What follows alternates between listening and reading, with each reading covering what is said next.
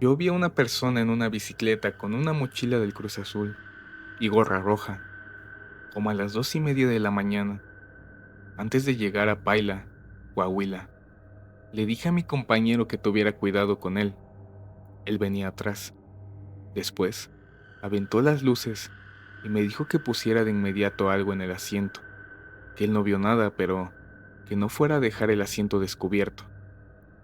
Días después, pasamos nuevamente por ahí, y antes de llegar a una talachera, hay unos árboles, y entre esos árboles estaba la cruz con la mochila del Cruz Azul.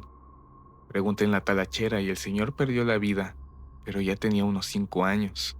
Uno de los técnicos de mantenimiento en el laboratorio de investigación, donde hice un posgrado, me contó sobre una experiencia con unas personas fresas, a las que les dio un aventón en medio de la sierra, y al avanzar unos kilómetros, le dijeron que eran extraterrestres que utilizaban la Tierra como un sitio turístico.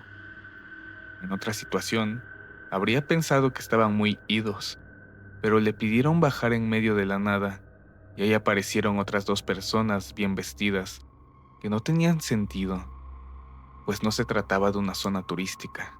Mi expadrastro es trailero, y una vez no aparecía. Estuvo así 2 días. El chiste es que lo asaltaron.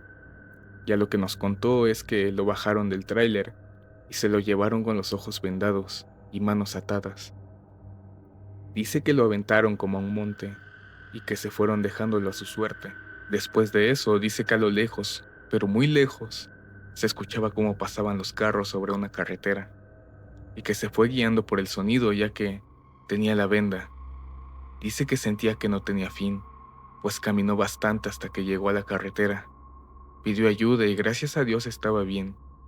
Estuvo hospitalizado pero estable.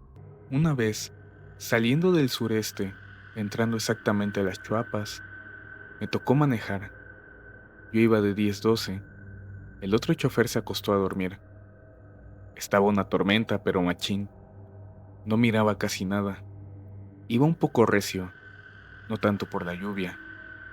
En eso, siento un golpe en la caja de adelante, en la parte de arriba. Llevábamos full, pero un golpe fuertísimo. Yo hasta pensé que nos había caído una rama de un árbol. En eso, se siente cómo se sume la suspensión del tracto, y se escucha otro golpe, arriba de él.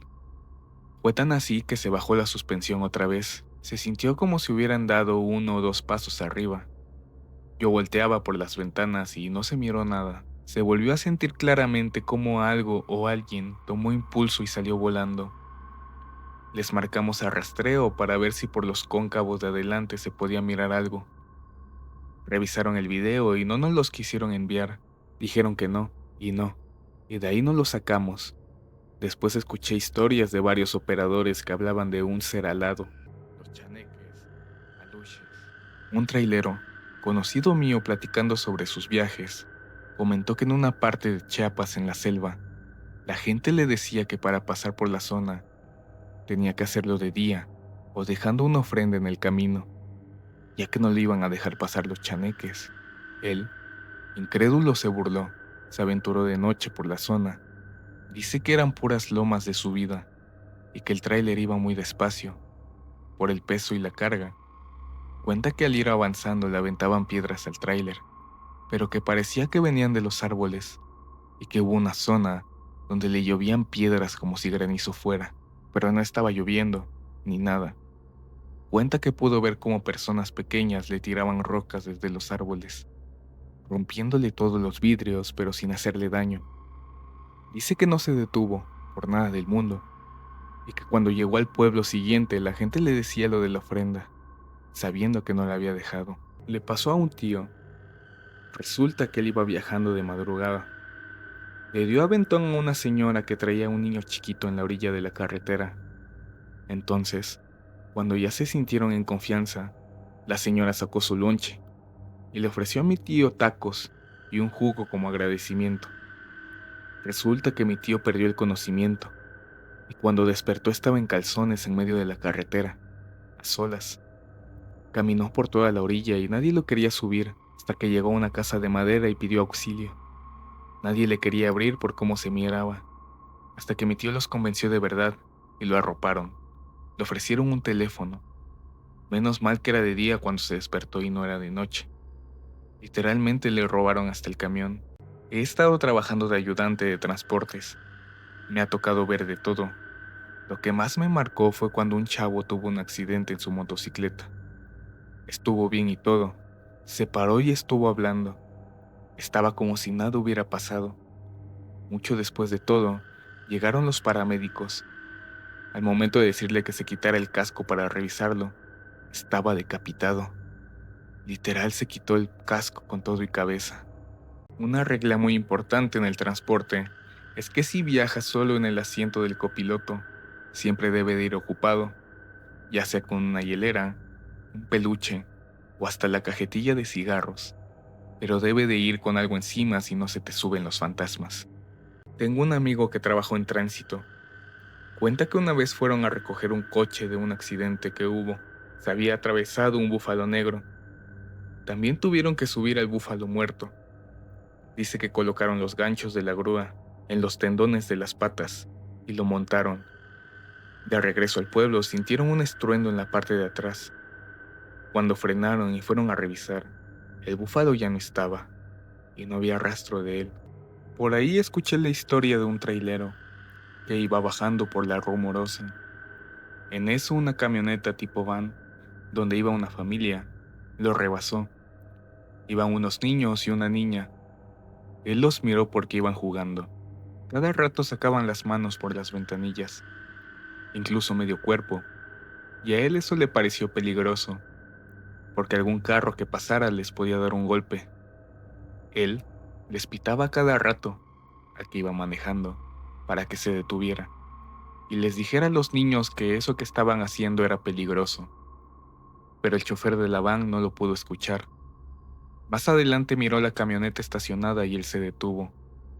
Fue a ver que todo estuviera bien. Cuando se acercó, le dijo al señor lo de los hijos, y estuvieron platicando un rato, y a la familia se les empezó a ver las caras pálidas, las cuencas de los ojos vacías y oscuras. Entonces él, como pudo, subió el tráiler, y se fue más adelante en una gasolinera.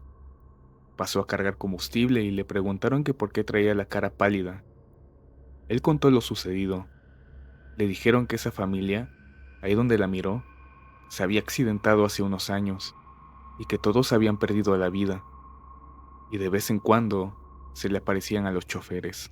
Carretera Concha del Oro a Morelos, Zacatecas, recta de 242 kilómetros, en los cuales en 110 kilómetros no hay señal telefónica. Parto de la ciudad de Monterrey a Guadalajara. Por dicha carretera, eran las 3 o 4 de la mañana y en el kilómetro 220 empecé a sentir que el camión se movía. Claro, traigo un Torton, es más pequeño que un tráiler, y en la parte de atrás por el lado derecho alcanzaba a ver una sombra negra, y digo que la vi porque la caja va alumbrada y se alcanza a percibir bien. Empecé a escuchar golpes y me asusté, no lo niego. Llegué como pude al kilómetro 200, al restaurante Cerritos de Jesús, y bajé casi corriendo, muy asustado. Me preguntaron unos colegas que qué me pasaba, porque dijeron que iba muy pálido. Les comenté lo sucedido, que venía algo colgado en la caja. Se fueron a revisar, porque pensaron que era un asaltante, o no sé, pero se ve en la caja como si hubiesen pasado algo, porque estaba sucia, y se veían partes limpias como si alguien o algo se recargó en ella. Me preguntó un trailero que en qué kilómetro fue. Le dije en el 220 y me dijo, no, no pasa nada. Es la bruja que se aparece ahí. Justamente mi esposo me está contando de un operador de su trabajo. Él trabaja para ventas y el día 29 de diciembre secuestraron un camión de donde trabaja. Días después de este año, reconocieron el camión y estaba a la mitad de mercancía. El operador amarrado y golpeado. Hoy partiendo la rosca estaban molestando al operador de que si lo violaron o cosas así. Chascarrillos, pues vivimos en Veracruz. Aquí todo es relajo y me comenta mi esposo que el operador estaba muy enojado y se le veía nervioso, que hasta parecía que hubiese preferido morir que regresar. Tengo un amigo que es trailero Y él me contaba que allá por Villahermosa, una vez que raptaron un cargamento con uno de sus amigos, al vato lo daban por muerto, ya que nunca lo buscaron, y a otro de sus amigos le sucedió lo mismo, en el mismo lugar, en la misma ruta, lo asaltaron, pero a la hora del rapto, el supuesto amigo muerto fue quien lo asaltó, y en ese instante lo reconoció en el acto. Él le dijo que se bajara rápido y se fuera corriendo lo más rápido que pudiera, ya que si se quedaba nomás tenía de dos: o se unía obligadamente al narco como aquel, o lo daban de baja en ese momento. La gasolinera donde llegan los traileros asustados. Eso pasó en Santa Catarina, Nuevo León, rumbo García, antes de que existieran varias colonias en el tramo carretero.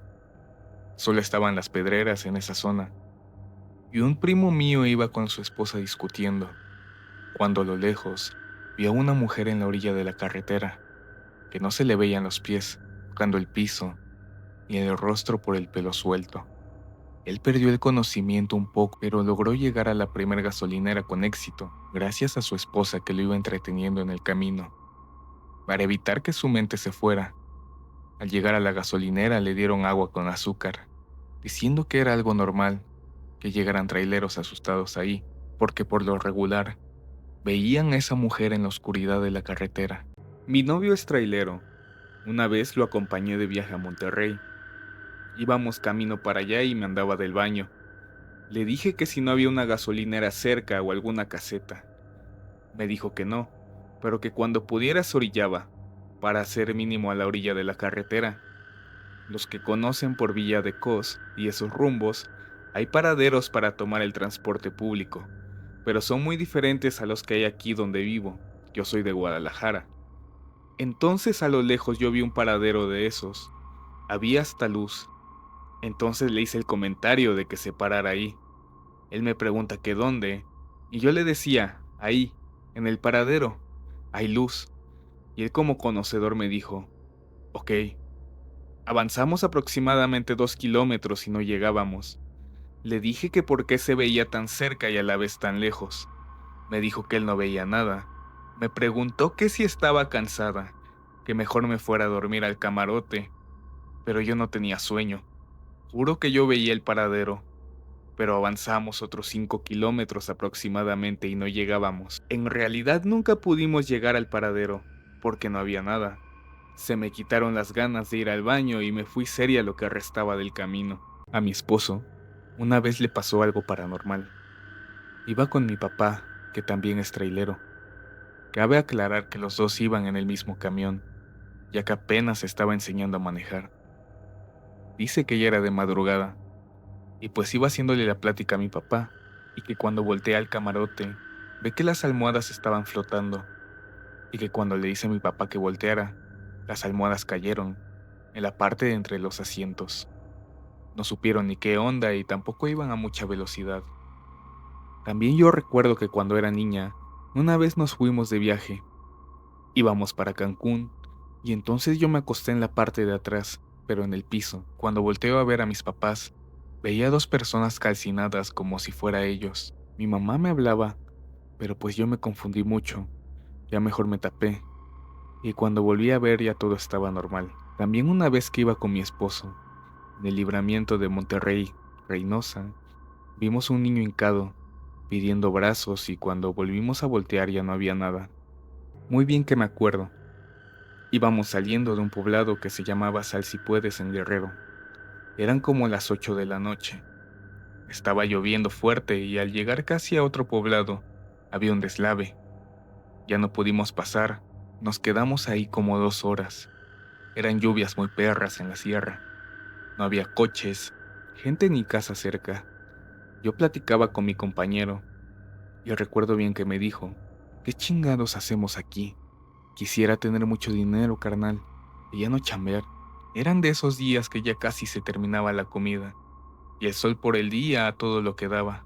En verdad, que hasta te sudaban los brazos, y atorados en el deslave con la lluvia a todo lo que daba. En cuanto dijo lo del dinero, vi como una persona en caballo de sombrero. Traía como un chal, no sé cómo le llaman a los rebozos esos que parecen cobija. En plena tormenta nos tocó la ventana. Pensé que nos iban a robar, pero en cuanto él tocaba la ventana y lo veía, sentía como un escalofrío recorría mi cuerpo y algo me decía que nos bajáramos de la camioneta. Solo abrió un poco la ventana y sin dirigirse a mí, solo a mi compañero le dijo, mi compa, como cuánto quisiera usted, lo he escuchado yo. Hago favores, como el que usted quiere, solo a cambio de un pequeño precio. Sus ojos de esta persona, lo que fuera, estaban totalmente negros. Su piel se veía muy rara y el caballo no dejaba de relinchar, o no sé cómo se le diga, de esos caballos negros chulos pero que dan miedo. Mi compañero no podía hablar, se quedó mudo y yo tartamudeando le dije, gracias señor, no se nos ofrece nada. Y nos contestó con una risa muy burlona y que daba miedo. Cuidado con lo que desean. Por aquí yo todo lo escucho. Y se fue riendo. Se perdió entre los árboles y no se vio más rastro de él. Un poco más tarde que llegamos a otro poblado, le contamos lo que nos pasó a una señora, que muy amable nos invitó a comer. Era la encargada de las llaves de la escuela, y solo nos dijo que era el diablo, que tuviéramos cuidado, que si le aceptamos algo nos lleva, y ya no regresamos nunca. Dicen que en los poblados mucha gente desaparece así, al ver luces o una pequeña llama en medio del pasto, o por pedir favores como este. No pude dormir en varios días. Sentí que a cualquier lado que íbamos nos perseguía o algo nos observaba. Aclaro que no soy trailero, pero trabajé un buen rato en la CCT. Era cuando pusimos el Internet México. Conectado me tocó ir a varios estados de la República, pero en Veracruz, una vez entrando a la sierra, nos paró una camioneta, que eran militares con tenis. Como la camioneta la traíamos llena de módems, cables y antenas en cajas, se veía muy voluptuosa. Nos bajaron, nos empezaron a interrogar, que a qué veníamos, que para quién trabajamos. Uno que parecía como el líder ya nos quería matar. Bien recuerdo que él decía que éramos contras, que íbamos a ver el rollo de ese lado. Nos quitaron toda la ropa, nos hincaron y no dejaban de apuntarnos a la cabeza con su pistola. Vaciaron la camioneta totalmente. Al abrir las cajas se dieron cuenta que les decíamos la verdad, que solo íbamos a poner internet a las escuelas, centros de salud, albergues. Nos tuvieron como 15 minutos así. Llegó otra camioneta y se bajó un güey que se veía que si no era el jefe era alguien pesado, ya que en cuanto llegó, le dijo al otro que dejara de apuntarnos. Yo la verdad estaba temblando de miedo. Pensé que nunca volvería a ver a mi familia, mis hijas, mi esposa, mis papás. Él solo se acercó y nos dijo vístanse. ¿A dónde se dirigen? Del miedo que tenía temblaba mi voz. Al hablar, solo le volví a explicar lo mismo, y me dijo que él ya sabía que íbamos a trabajar. Nos llevó a la escuela, y como película. En verdad, yo en la azotea de la dirección poniendo la antena, mi compañero desde adentro de la dirección, checando la señal, y afuera de la escuela estaban estas personas, y dos no se nos despegaban. Ese día pusimos dos antenas en ese lugar, escuela y centro de salud. Ya que terminamos llegó la persona que casi aseguró que era el jefe, y nos dijo que si queríamos quedarnos en el pequeño poblado, que no había problema, que nos prestaba una casa para pasar la noche, y si no, nos podían acompañar a la entrada del siguiente poblado. La verdad lo que yo quería era ya salir de ahí, pero nos tuvimos que quedar, ya que empezó a llover muy fuerte y los deslaves en la sierra estaban cabrones. La noche se me hizo eterna. No dejé de fumar y pensar en mi familia toda la noche. Solo esperé a que dieran las 5 de la mañana, que doy las gracias y vámonos. Nos acompañaron al siguiente poblado, una camioneta y no sé qué les dijo a personas de ahí. No creo que fuera algo malo, ya que nos dejaron trabajar bien, y nos llevaron una olla de caldo para comer, como caído del cielo. Lo único que comíamos era atún. Recuerdo que comprábamos charolas de atún y una caja de tostadas. En muchos lugares de la sierra no hay tiendas, y si las hay no tienen casi nada. Solo dormíamos en hotel, y comíamos en fondas cada semana que teníamos que salir de la sierra, para ir por dinero, al banco o por gasolina. También recuerdo que una vez en Guerrero, nos secuestraron los del poblado. Nos dijeron que querían dinero para dejarnos regresar a casa. Ese día nos quitaron todo, computadora, teléfonos, dinero, la camioneta. Solo nos dejaron comunicar con mi encargado para pedirle dinero para el rescate. Nos amarraron, estuvimos casi el día entero ahí hasta que les depositaron el dinero. Solo nos regresaron nuestra cartera con identificaciones y tarjetas, y nuestro teléfono sin pila. Nos dieron 50 pesos y nos dejaron ir. En el camino nos encontramos a unos militares. Les explicamos las cosas y solo nos hicieron el favor de hacer unas llamadas. Nos dieron comida y agua. Nos acercaron a Chilpancingo. Ahí en una Electra nos depositaron y nos dirigimos a tomar el camión de regreso a Ciudad de México. Nos cambiaron a muchos estados, pero en todos siempre nos tocó ver o presenciar algo. Muertos, asesinatos en vivo, cosas paranormales igual. Ahí les va la del albergue. Igual estábamos poniendo internet en dichoso albergue.